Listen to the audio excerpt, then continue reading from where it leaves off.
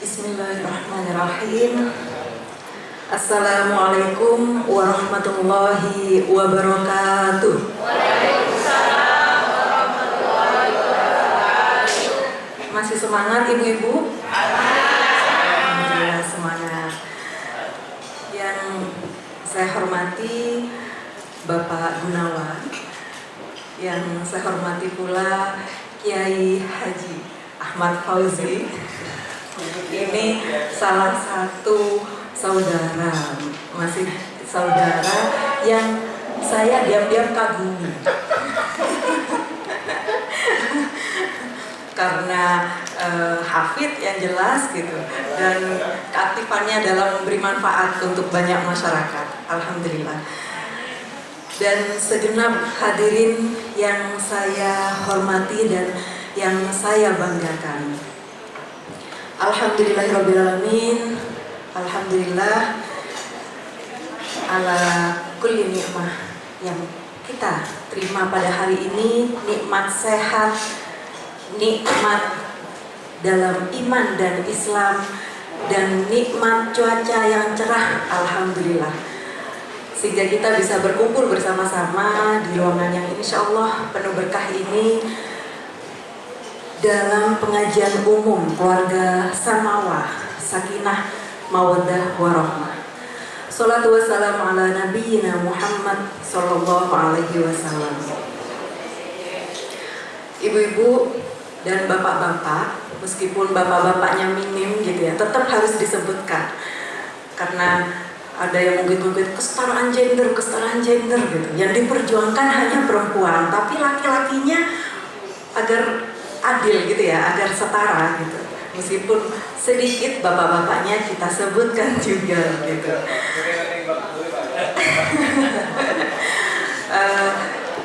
Hadirin yang saya banggakan, pada hari ini saya diminta untuk berbagi apa yang saya ketahui.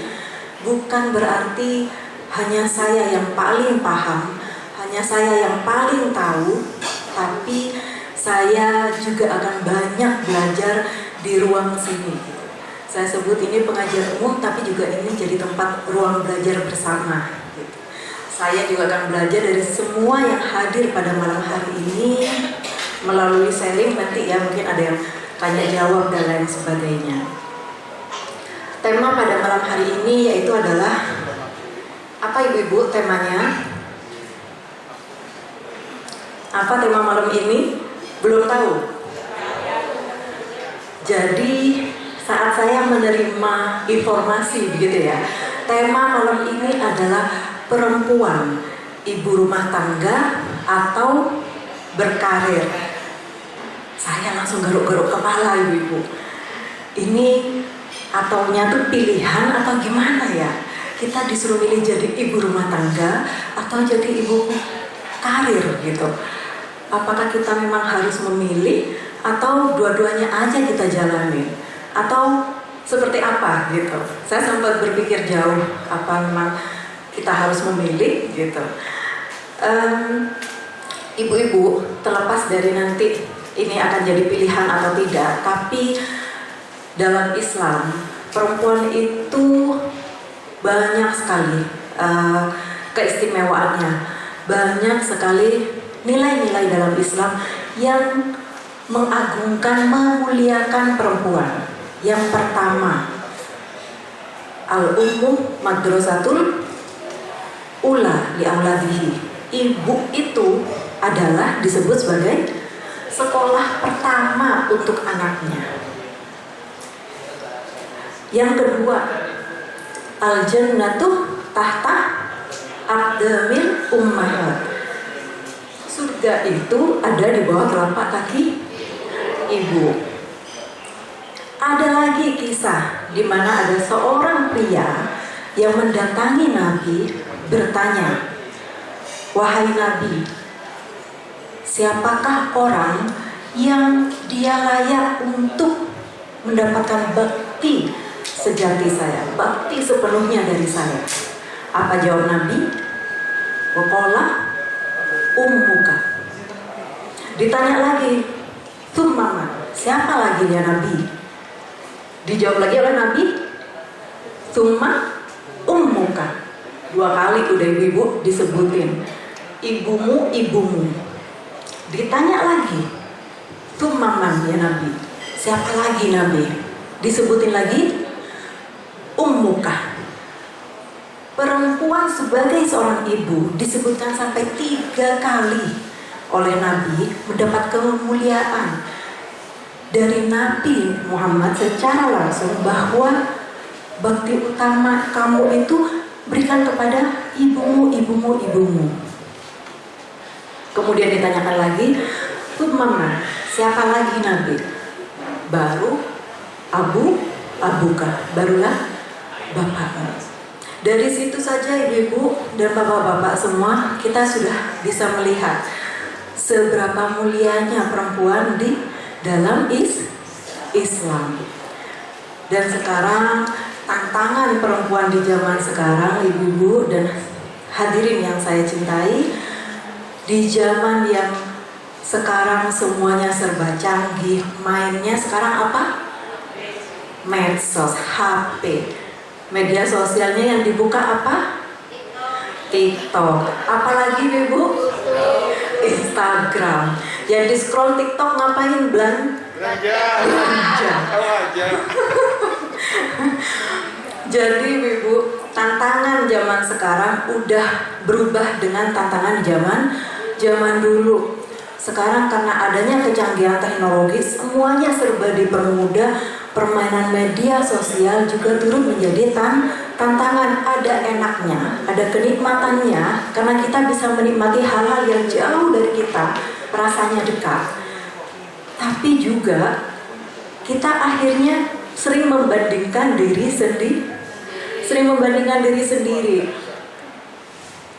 Ngelihat perempuan yang lain, tuh cek nyaman, andik laki soki. Lo nampu asa sakibi, lo nampu alatin anak searian. Sering membandingkan diri sendiri. Cek nyaman, katanya yang satunya.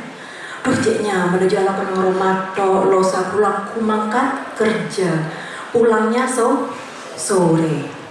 Akhirnya karena bermedia sosial, kita terbiasa untuk melihat kehidupan orang lain. Kemudian kebiasaan kita adalah sering membandingkan hidup kita dengan hidup orang lain. Konon katanya rumput tetangga itu lebih biru daripada hijau, Bu. hijau. Lebih hijau daripada rumput di halaman sendiri. Jadi kehidupan orang lain itu tampak lebih menyenangkan, tampak lebih asik, tampak lebih nyaman. Katanya ibu-ibu yang tinggalnya di rumah, ngurusi anak, ngurusi rumah seharian tanpa bekerja, tanpa bekerja di luar rumah maksud saya ya. Enak banget ya yang kerja pagi ke kantor, main sama temennya, sempat nongkrong meskipun itu di kantin. Ya. Kebetulan pelekat ibu-ibu, jadi saya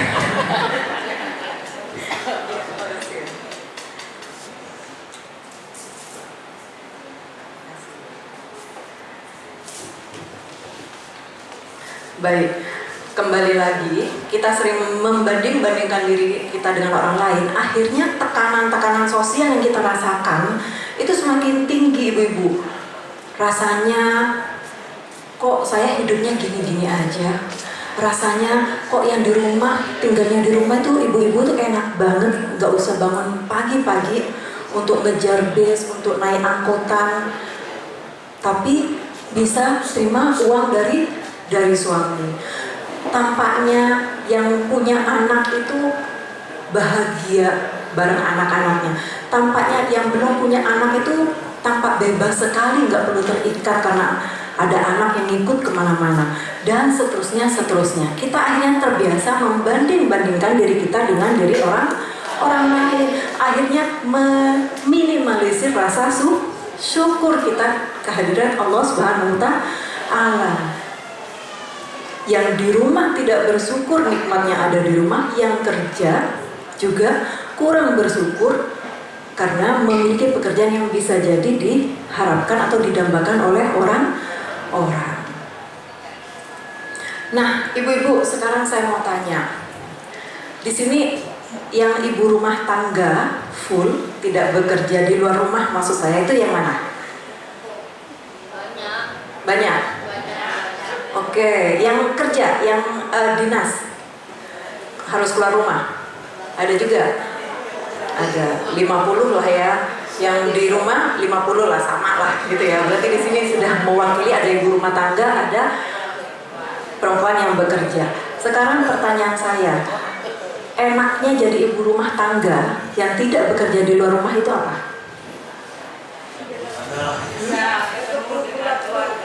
Bisa menghabiskan banyak waktu dengan keluarga.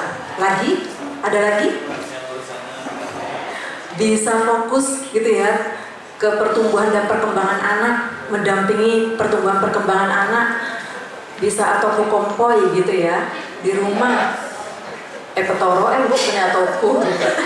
Petoro mantap gitu. Lagi? Ada lagi yang lain? Ada lagi? Hal-hal yang dirasakan menyenangkan menjadi ibu rumah tangga saja tanpa udah nggak usah kerja di luar rumah. Saya nggak bilang ibu rumah tangga itu nggak bekerja ya ibu-ibu ya. Oh, kan? Ini nih banyak yang mewakili. Ibu itu dari bangun tidur sampai mau tidur, dari buka mata sampai tutup mata gitu, sampai mau tidur gitu ya. Apa aja gue yang dipikir dari bangun tidur, masak apa sudah, nang kulkas beri cukup apa, kalau saya belanja cukup beda saya beri, karya belanja sayur, mau tidur seharian itu nanti masak ini ya, bersih rumah, bukan tada tahu mungkin malah biala pun roman gitu, kesering tada marah. Nanti menjelang tidur masih dipikir juga besok masak apa, cukup sedikit beda apa, deku anak bekalnya apa, suami sarapannya apa, ya bangga ibu-ibu. Jadi ibu rumah tangga itu bukan perempuan yang tidak bekerja, tapi sayangnya pekerjaan-pekerjaan di dalam rumah, pekerjaan domestik itu ibu-ibu sering kurang dihargai. Oke, cok ngamuk bu. Mewakili suara hati ibu ya. Jadi seringnya pekerjaan domestik ini kurang dihargai karena anakku apa jagung kena rumah. Mela anakku asrong lesok to. Jagung kena rumah lo keluar. Iya apa enggak ibu? Padahal kerjanya bisa jadi gak ada jam kerjanya. Kalau kerja di kantor ada jam kerjanya dari jam 7 misalnya, nanti check in gitu ya, check lognya masuk, kemudian nanti check log keluarnya sore jam 3 atau jam 4 gitu ya, sudah jam kerjanya itu. Selebihnya seharusnya gitu ya, seharusnya dihitung lembur. Tapi kalau ibu-ibu, ada ibu jam lemburnya? Ada pesangon lemburnya? Nggak ada. Jadi jangan insecure, jangan merasa rendah diri karena ibu-ibu menjadi ibu rumah tangga. Saya sering bertemu dengan teman begitu ya ibu-ibu ya. Kemudian lama nggak ketemu, tanya-tanya gitu, kegiatannya apa sekarang, kegiatannya apa? Saya cuma ibu rumah tangga gitu. Cuman ibu rumah tangga yang kerjanya nggak ada jamnya, yang kalau sakit tetap harus masak, mau istirahat aja tetap ditanya, kos kaki nanang berkirkan mah, sepatu nanang situng berkirkan mah, seragam si jumari setrika berkirkan mah, mau istirahat aja masih diolek-olek, masih ditanya-tanya. Jadi jangan insecure saat ibu memilih untuk menjadi ibu rumah tangga. Tantangannya menjadi ibu rumah tangga tuh memang ibu-ibu ada yang merasa jenuh karena mungkin biasanya ketemu banyak orang, ketemu teman-teman, tapi sekarang jaga anak seharian. Bisa juga merasa ruang untuk berekspresi itu kurang. Saya biasanya gitu ya, Saya biasanya aktif ikut ini, aktif ikut itu, ikut kelas ini, ikut kursus itu. Sekarang sejak jadi ibu, saya nungguin anak, gak bisa bawa anak kemana-mana. Akhirnya saya di rumah aja. Ya akhirnya gini-gini aja. Tantangannya memang itu menjadi ibu rumah tangga. Sekarang kalau jadi perempuan yang bekerja, perempuan karir, keuntungannya apa ibu-ibu? Kelebihannya apa? Ada penghasilan sendiri, ada kemandirian secara finansial. Ada apa lagi? Apa lagi? Membangun jejaring atau relasi. Teman-temannya banyak, lingkungan sosialnya luas. Saya sering ibu-ibu mengingatkan pada setiap saya ada kesempatan untuk mengisi acara, ibu-ibu yang jadi ibu rumah tangga sekalipun, saya sangat berharap ibu-ibu itu tetap harus punya penghasilan sendiri. Sekecil apapun keuntungan yang diperoleh. Bu, apa bu, saya jualan gorengan, bu untungnya cuma 5.000. Enggak apa-apa. Bu, saya jualan baju, untungnya satu baju cuma 7.000. Enggak apa-apa. Bukan masalah besaran uang yang diterima, tapi uang-uang yang diterima itu yang didapatkan dengan hasil kerja keras sendiri, itu ibu-ibu berdampak secara psikologis. Berdampak secara mentalnya apa ibu-ibu? Ibu-ibu akan mulai muncul rasa percaya dirinya. Oh, ya besere lema ibu, make gun lema ibu, riang kok oleh benih oleh dari laki punya sendiri, ditabung.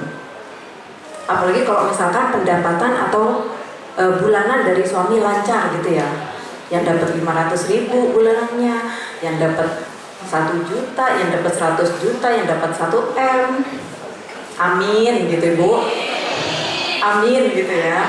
Amin. Kalau ada orang ngomong yang hal-hal baik itu meskipun belum kejadian, diaminin aja, siapa tahu kan gitu ya. Siapa tahu malaikat juga mengamini. Nah, timbul rasa percaya diri dalam ibu, itu lama-lama ditumpuk, itu akan merubah mental ibu, akan mengubah kondisi psikologis ibu. Ibu-ibu akan lebih tough, lebih tangguh. Kalau naudzubillah ibu ya, kita nggak pernah tahu apa yang akan terjadi ke depannya. Biasanya dapat bulanan lancar dari suami, tiba-tiba suami di PHK. Damai sama suami, bulanan lancar, suami tiba-tiba sakit keras. Ternyata pisah sama suami. Ternyata ditinggal meninggal mendadak sama suami. Yang biasanya kita ngandalin pendapatan suami, tiba-tiba nggak ada lagi. Saat ibu udah terbiasa punya uang sendiri, sekecil apapun, itu ibu-ibu nggak bakal goyah ibu.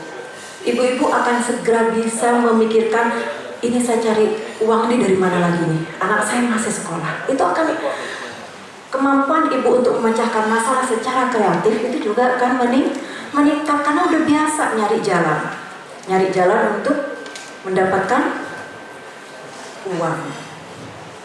Jadi ibu-ibu jangan melihat besar kecilnya uang yang akan diterima, tapi rasakan bagaimana itu akan mengubah mental ibu-ibu jadi perempuan yang lebih tangguh, jadi perempuan yang akan siap mengambil alih mahkoda saat ada hal-hal yang tidak diinginkan terjadi. Jadi nggak buta arah bu kalau udah pegang duit sendiri. Dan enak bu kalau pegang uang sendiri tuh meskipun ada dari suami. Mau beli gincu nggak perlu mau mandek laki ya. Meki melihat gincu boleh, wak saya berneping lebihnya, ki meleping boleh, ria ping salem, ria ping peach, saya ping blasem, lain. Kalau perempuan kan gitu ya. Kerudung aja, pink aja bisa ada 5-6 gitu. Terus kalau ditanya, nggak punya baju, nggak punya kerudung gitu. Jadi ibu-ibu kembali lagi, meskipun menjadi ibu rumah tangga, saya harap ibu-ibu belajar untuk meningkatkan kemandirian secara finansial. Kemudian ibu-ibu, tantangan dari perempuan yang berkarir itu jelas harus bisa membagi waktu dengan keluarga. Banyak sekali ibu-ibu perempuan-perempuan yang bekerja itu memiliki rasa bersalah karena sering ninggalin anak, karena tahu-tahu anaknya udah gede, karena tahu-tahu anaknya lebih dekat sama pengancunan, karena tahu-tahu anaknya udah gak banyak cerita sama dia. Banyak sekali perempuan-perempuan yang berkarir di luar sana memiliki rasa bersalah seperti ini. Karena itu ibu-ibu, akhirnya saat kita melihat bahwa menjadi ibu rumah tangga ada kelebihannya, ada tantangannya, menjadi perempuan berkarir juga ada kelebihan, ada tantangannya. Sekarang saya tanya, mana yang lebih baik ibu-ibu antara menjadi ibu rumah tangga dan menjadi perempuan karir? Sama-sama? Sama-sama baik. Mana yang lebih baik? Sama-sama baik, karena dalam Al-Quran juga disebutkan bahwa inna akramakum indallahi man atqakum.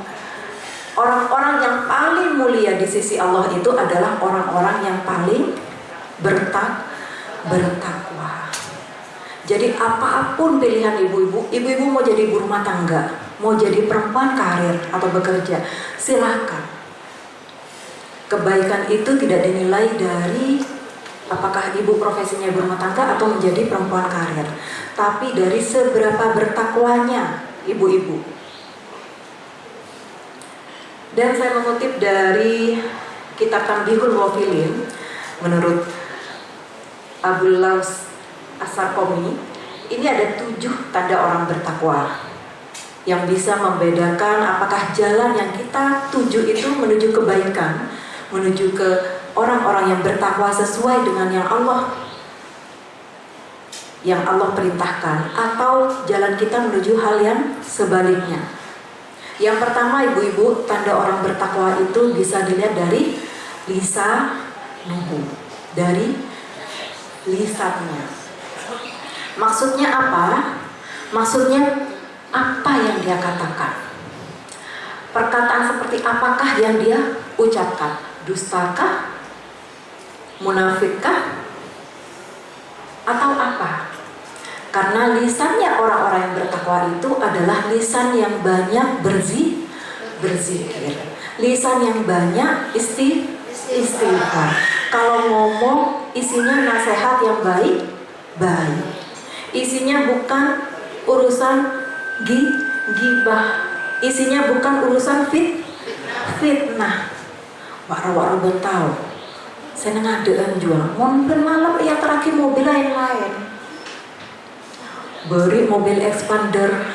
Hari ini mobil Innova, beri boleh mobil Yaris. Dan kunter dong. Dari hanya melihat, akhirnya bisa berkembang menjadi fitnah. Padahal zaman sekarang ibu-ibu ya, sekarang tuh udah musimnya Grab, Gojek ibu-ibu ya. Jadi mobilnya bisa aja ganti-ganti gitu. Bukan karena diantar si A, diantar si B, diantar si C, bukan. Jadi konon katanya dosanya, bahayanya anggota tubuh itu dari mata, hidung, telinga, tangan, itu paling berbahaya adalah lisan. Karena dari lisan ini bisa membuka aib orang, dari lisan ini bisa mencelakakan orang, dari lisan ini bisa membuat orang baik tanpa menjadi orang jahat, bisa membunuh, tanda kutip ibu-ibu ya, nggak membunuh langsung, membunuh tanpa menyentuh, hanya dengan fitnah.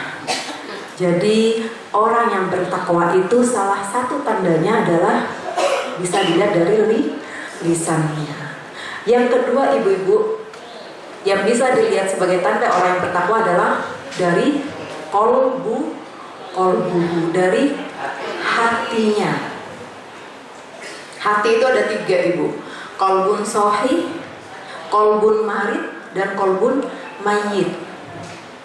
Kolbun sohi ini apa? Hati yang baik, hati yang penuh prasangka baik, hati yang selalu menjaga Prasangka-prasangka itu tidak asal. Kalau kolbun marid apa? Hati yang hasut, hati yang sakit, yang banyak penyakitnya di dalamnya. Iri, dengki. Kolbun mayit apa ibu-ibu? Kolbun hati yang mati seperti mayat. Dia nggak ada rasa empati, dia nggak ada rasa simpati sama kesusahan orang. Kolbun mayit. Jadi orang yang bertakwa itu bagaimana dia menjaga hatinya, kolbunnya agar menjadi kolbun yang sohih. Lisannya selalu berzikir, kolbunnya juga bersih. Kemudian 3, tanda dari orang bertakwa adalah dari nadornya, dari pandangannya. Apa yang dia lihat? Apakah yang dia lihat itu memang boleh dilihat oleh dia? Apakah dia bisa menjaga pandangannya dari hal-hal yang seharusnya tidak boleh dia lihat? Dari nadornya. Kemudian yang keempat ibu, dari tangannya, dari yaduhu. Ibu-ibu, kalau selama kita masih hidup di dunia ini, kalau misalkan ditanya orang, kita bisa saja berbohong karena lisan kita yang menjelaskan, ya ibu-ibu ya. Kalau misalkan mangkat kau berapa, padahal berangkatnya jam 8 gitu ya, karena takut dibilang telat, bilangnya saya berangkat dari jam 7. Lisannya yang mewakili kebenaran yang ingin dia tunjukkan pada orang lain. Tapi nanti di akhirat itu udah bukan lisannya yang ngomong, tapi anggota tubuhnya yang lain. Salah satunya adalah tangannya. Seperti dalam surah Yasin, al-yawma nakhtimu ala afwahihim wa tukallimuna aydihim wa arjulahum. Hari di mana kami tutup mulutnya untuk berbicara, lisannya untuk berbicara, tapi kami biarkan tangannya yang bersaksi, kakinya yang menjawab. Dia jalan kemana? Apa yang dia ambil? Apakah dia mengambil haknya, ataukah dia justru mengambil hak orang lain? Jadi ibu boleh silakan kalau mau berdusta selama di dunia pakai lisannya, tapi nanti di akhirat ibu nggak bakal bisa membela diri karena semua anggota tubuhnya akan bersaksi. Ya Allah, saya dulu waktu masih masa hidup, tangan saya sering mengambil gaji atau hak orang lain. Saya sering mengambil barang-barang milik orang lain. Saya tahu itu bukan hak saya, tapi saya tetap mengambil. Itu yang akan bersaksi. Jadi salah satu lagi cirinya orang bertakwa itu adalah dari yaduhu. Kemudian yang selanjutnya, yang kelima, dari kodemuhu. Kodemuhu itu sama dengan arjuluhu, kakinya.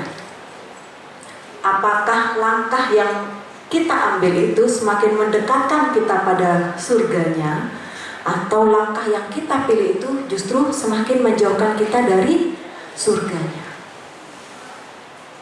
Kakinya, apakah kita akan menuju ke hal-hal yang penuh maksiat, atau seperti hari ini ibu-ibu langkah kakinya, hatinya digerakkan untuk menuju majelis ini, untuk bersama-sama belajar di sini.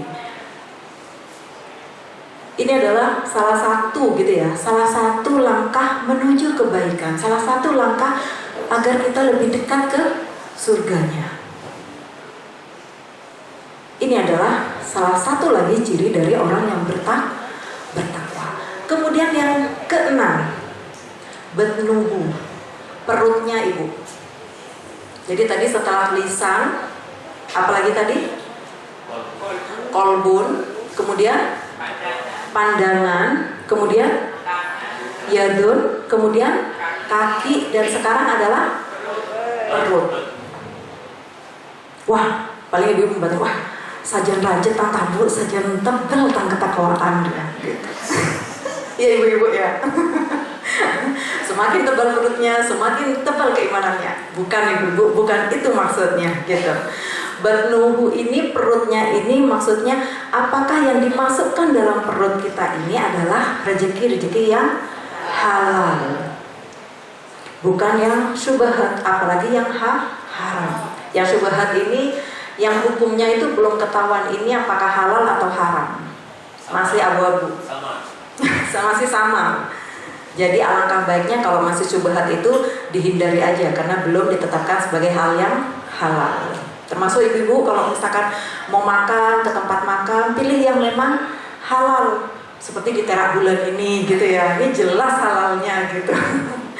Jadi bentuk ini berkaitan dengan apa yang kita makan, apa yang kita konsumsi itu, rezeki yang kita makan itu apakah termasuk rezeki yang halal. Enggak cuma cukup halal aja ibu-ibu, tapi juga harus thayyiban, halalan thayyiban. Jadi selain halal juga harus baik untuk kesehatan, baik untuk meningkatkan daya tahan tubuh, baik untuk dan seterusnya. Halalan thayyiban. Dari urusan perut ini ibu-ibu, kita tahu apakah kita sudah mengambil hak orang lain, apakah kita sudah memberikan kewajiban orang lain atau tidak. Jadi bukan urusan tebal tipisnya perut ya ibu ya.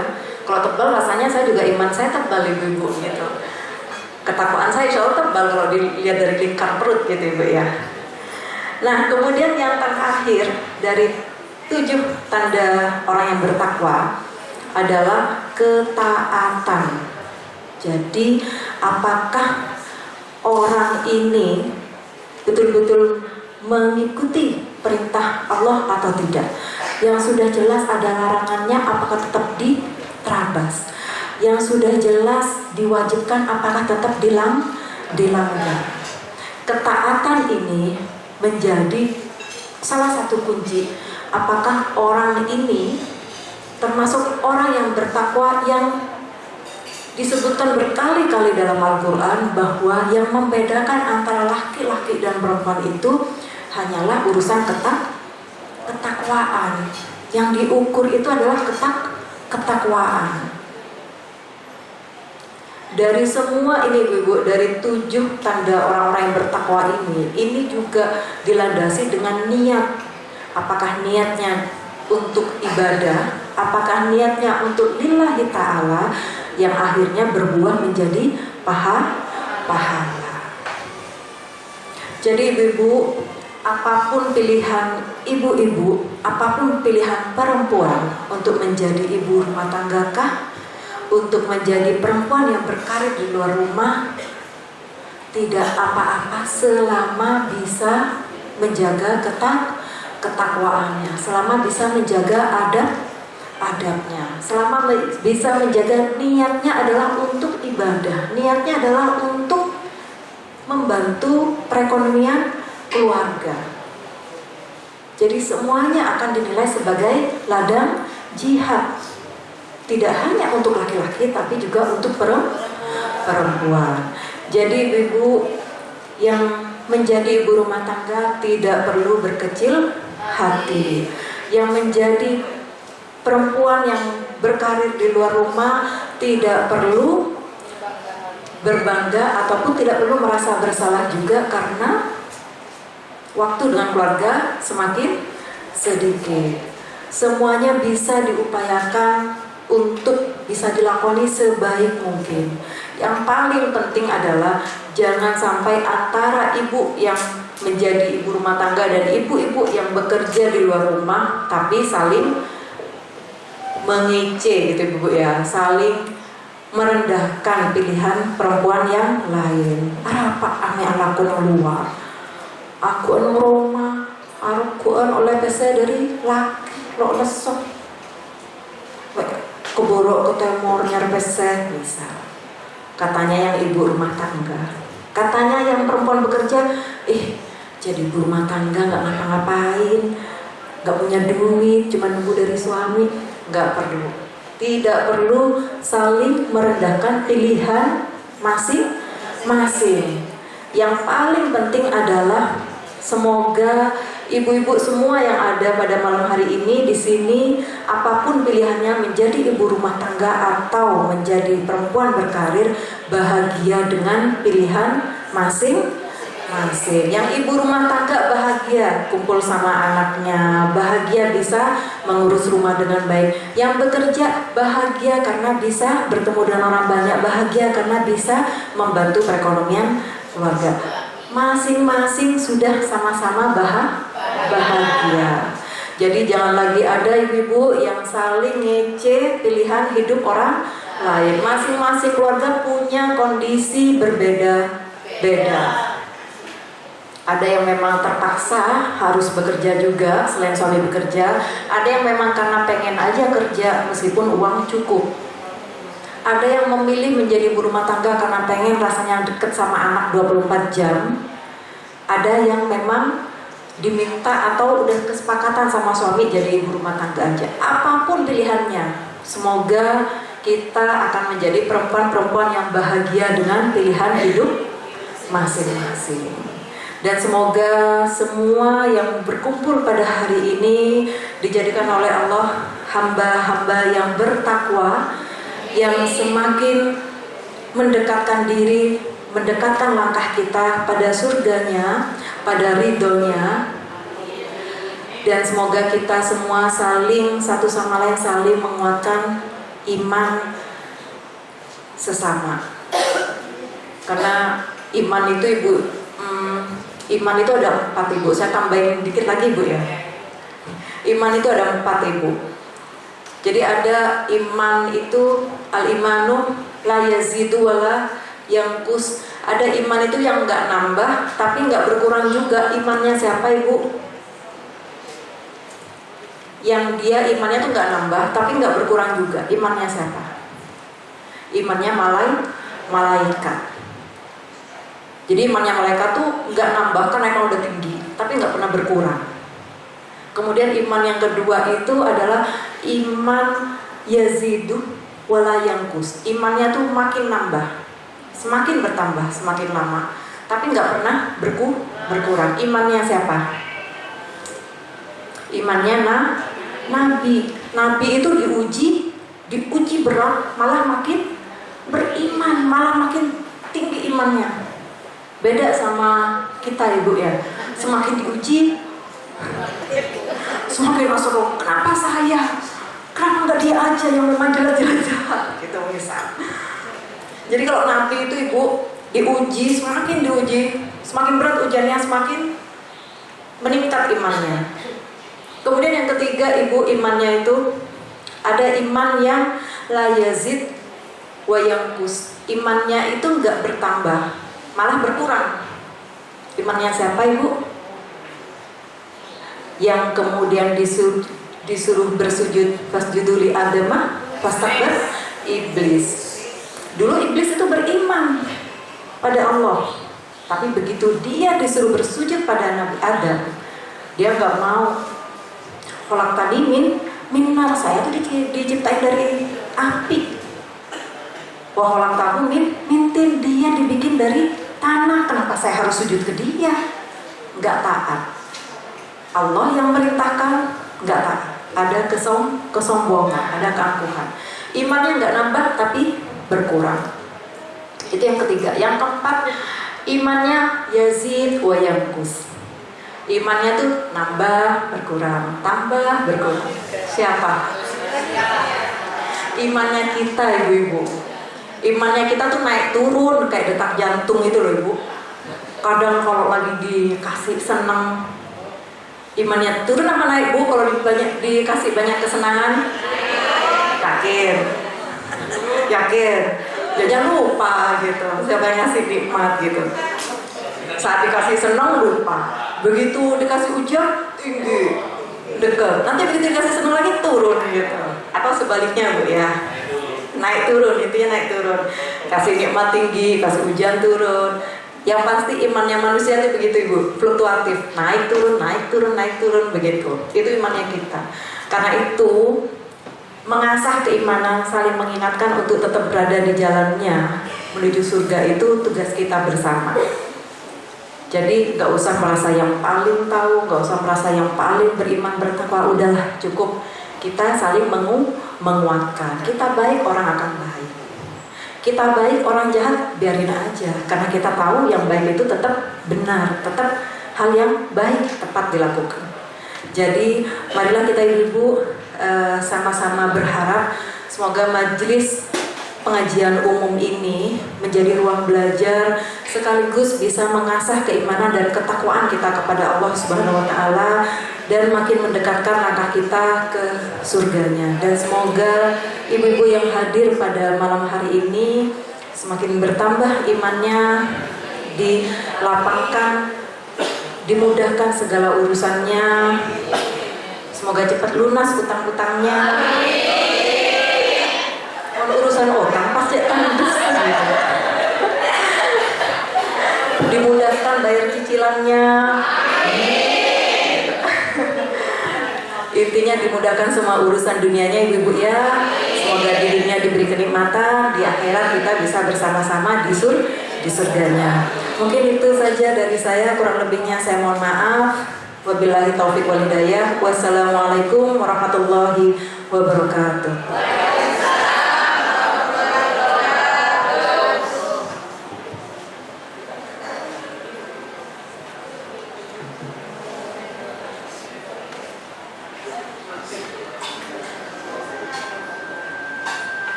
Ibu Jani, setelah pengajian biasanya ada tanya jawab dari para jemaah.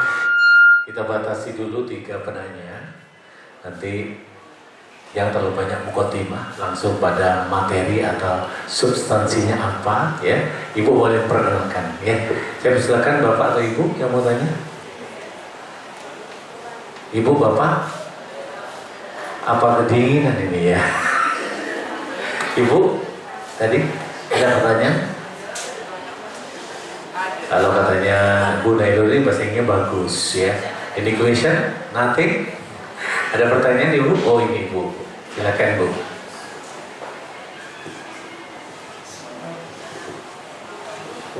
Bismillahirrahmanirrahim. Assalamualaikum Ustazah. Perkenalkan, nama saya Ibu Halimah. Tadi kan ada tentang kayak semacam iri gitu loh Ustazah. Iri, dengki gitu Ustazah. Seketika pernah saya mengikuti mama lah biasa Ustazah, arisan seperti itu. Nah di situ tuh ketuanya tuh berbohong.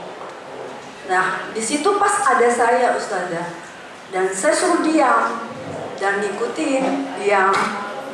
Dan kedua kalinya terulang seperti itu Ustazah. Saya suruh diam dan akhirnya saya berpikir, loh kok aku disuruh diam terus, sedangkan saya kalau ada apa-apa dibuka semua cerita saya yang aslinya saya bicara benar. Nah di situ saya diadu domba, dikatakan saya nggak jujur gitu situ saja. Pertanyaannya saya, apakah saya ini ikut berdosa karena menutupin ketuanya? Apakah saya karena menutupin itu saja? Pertanyaan saya, apakah saya ikut berdosa gitu? Gitu saja. Karena bukan satu kali di situ saja. Jadi saya berpikir, loh kok saya suruh diam, tapi saya dibalik. Gitu. Terima kasih saja. Assalamualaikum. Ibu Nyai, dilanjutkan atau satu-satu? Kalau ada boleh dilanjut. Oke, dilanjut. Pertanyaan yang kedua. Yang jelas pertanyaan Ibu yang pertama sudah kita bisa simpulkan. Apakah saya diam atau saya ceritakan agar saya tidak ikut dosa, gitu ya Bu ya. Ibu, nama siapa? Dan silakan nanti pertanyaannya. Assalamualaikum warahmatullahi wabarakatuh. Nama saya Anis dari izin bertanya, Ustazah. Apakah perbedaan antara bertakwa dan beriman?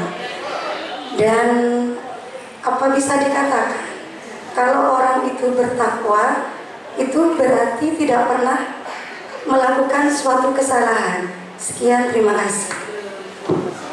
Apa beda iman dan takwa? Pertanyaan kedua dari Bu Anis. Yang ketiga ada Bu? Oh Bapak, Pak Jedi. Monggo. Terima kasih. Assalamualaikum warahmatullahi wabarakatuh. Tampaknya paparan tadi cukup bagus. Istri bekerja atau di rumah. Di era emansipasi ini tampaknya sekarang perempuan semakin di depan. Ya Bu ya, setuju? Setuju? Saya tanyakan narasumber, setuju? Setuju. Semakin di depan itu dibandingkan zaman dulu gitu ya. Ya. Yang saya tanyakan begini. Pada saat kita sudah nikah, ya, itu istri apa kata suami? Ya Bu ya. Kalau suami sudah bilang, sudah berhenti kamu dari bekerja, karena saya akan menjamin semua kebutuhanmu. Ibu akan pilih yang mana? Bekerja apa berhenti? Terima kasih. Assalamualaikum warahmatullahi wabarakatuh. Iya, dari Pak Haji Edi ya. Dek, kamu berhenti dek. Saya akan bertanggung jawab 10 juta 1 bulan. Oke. Kalau bayar setbol, kuk gitu. Silakan Ibu Hajah Nailul Rahmah. Terima kasih untuk pertanyaan-pertanyaannya yang menarik gitu ya. Yang pertama tadi dari Bu Halimah terkait dengan saat ada orang lain yang jelas-jelas melakukan kesalahan begitu ya. Jelas-jelas kita tahu bahwa dia melakukan kesalahan, merugikan orang lain juga. Apakah kita harus diam saja atau kita sampaikan begitu ya? Yang pertama yang wajib dilakukan adalah kita harus menegur dahulu dengan pada yang tadi, yang berbuat salah tadi, yang berbohong dan lain sebagainya. Tegur dulu secara lisan. Kalau misalkan nggak mempan, kalau kita misalnya bekerja sama dengan sebutlah si A gitu ya. Misalnya kita bekerja sama dengan si A dan dia tetap menjalankan kesalahan itu, kita tidak perlu membantu, tidak perlu ikut mensupport, karena sama saja kalau misalkan dia ditegur tapi tetap tidak berubah, sama saja kita juga memperkuat kebohongannya, memberi legitimasi pada dia bahwa ya udah nggak apa-apa, lakuin aja terus gitu, saya bantu kamu, kan seperti itu. Jadi ditegur dulu, kalau nggak mempan nggak usah dibantu kesalahannya. Kalau dirasakan merugikan orang lain, boleh kalau misalkan disampaikan. Kalau misalkan itu merugikan orang lain ya disampaikan. Misalkan itu dalam grup gitu. Misal ya tadi ya grup arisan gitu ya. Misalkan ini akan merugikan orang lain searisan, disampaikan secara terbuka. Apa yang perlu diklarifikasi, kasih kesempatan si A ini untuk menjelaskan. Kalau apa yang disampaikan oleh Ibu Halimah, kalau memang tidak benar, mungkin bisa dijelaskan Ibu pada teman-teman atau ibu-ibu yang lain dalam anggota arisan. Gitu ya Bu ya. Jadi jangan merasa bahwa ya saya nggak dirugikan, ya sudahlah saya nggak ikut-ikut. Karena kita tahu kesalahannya, ya sudah kita punya akses untuk menegur, ya sudah kita lakukan itu. Kita tegur. Kalau misalkan tetap tidak berubah, ada beberapa hal yang memang tidak bisa atau di luar kendali kita Ibu. Salah satunya adalah mengubah perilaku orang lain atau mengubah apa yang dipikirkan atau dirasakan orang lain.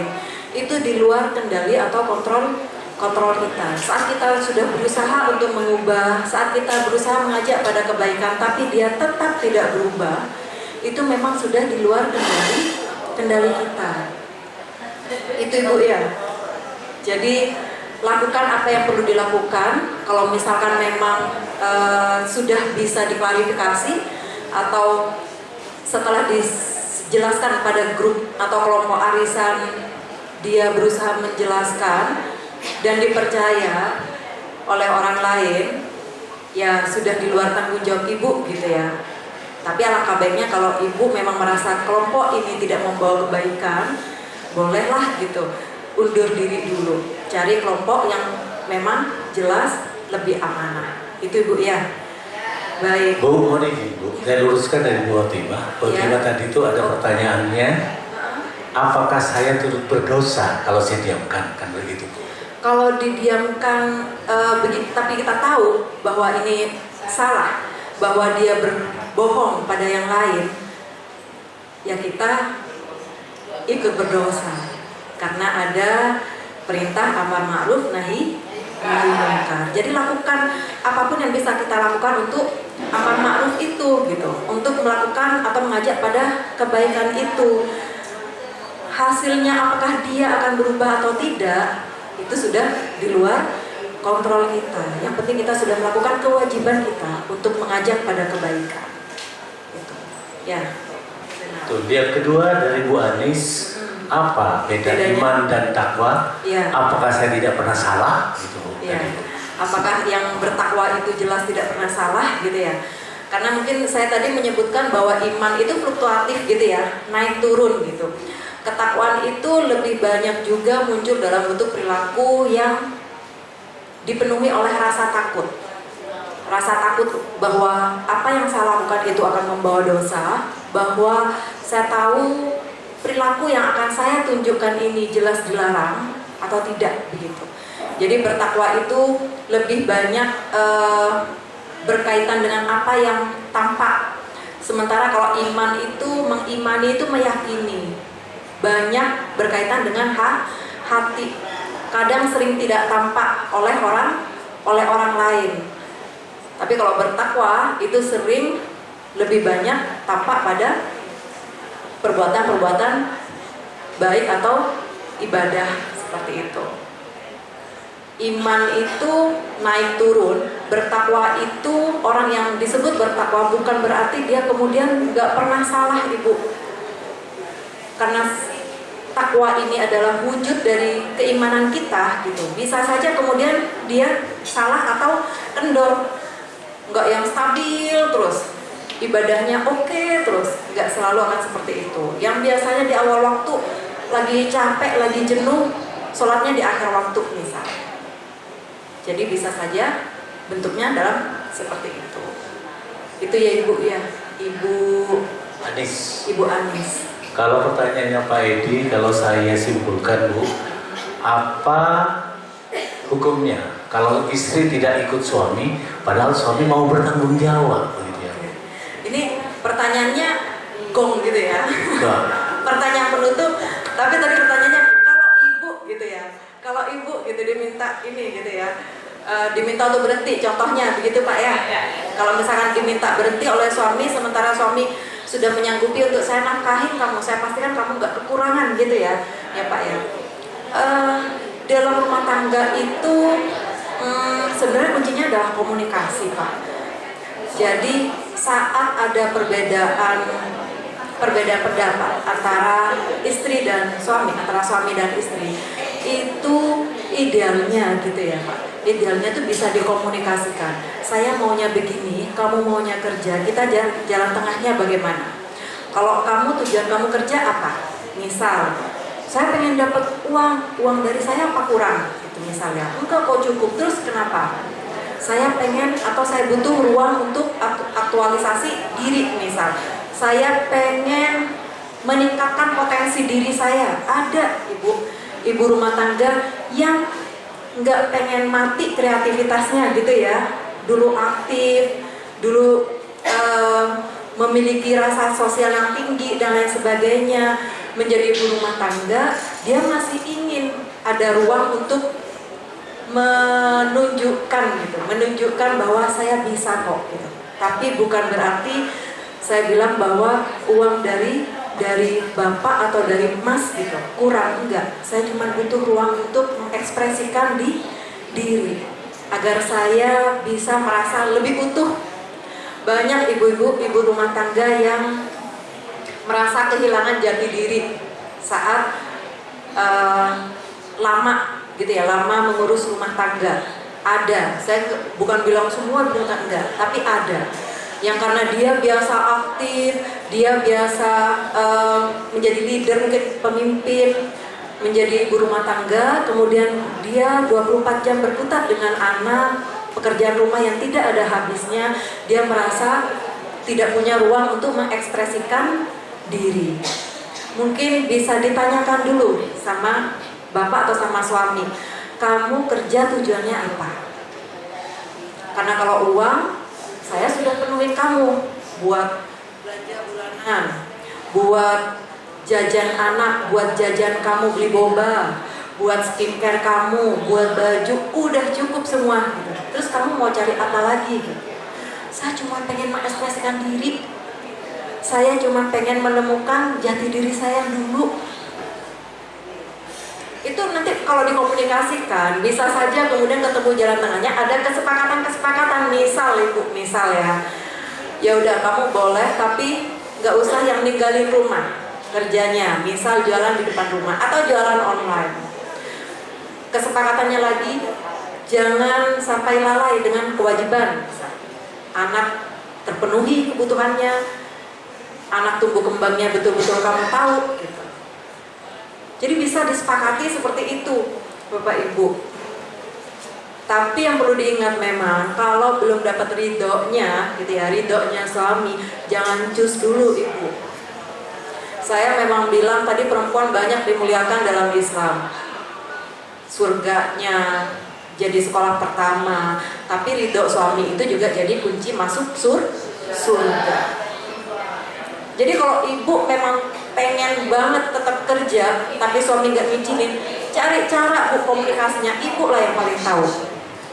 Biasanya suami itu bisa banget dibisikin kalau lagi moodnya bagus.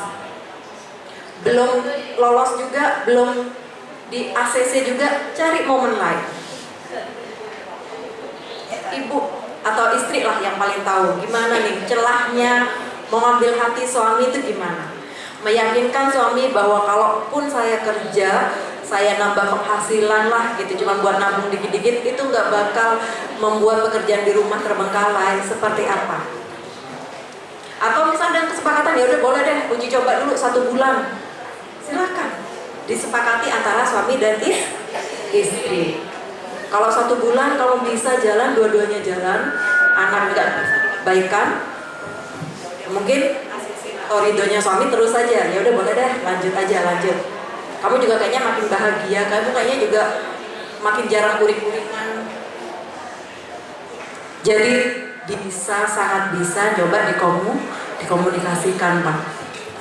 Kalau misalkan bapak yang pengen kekeh istri nggak kerja, bisa juga cari celahnya istri gimana nih biar bisa manut apa kata saya tuh.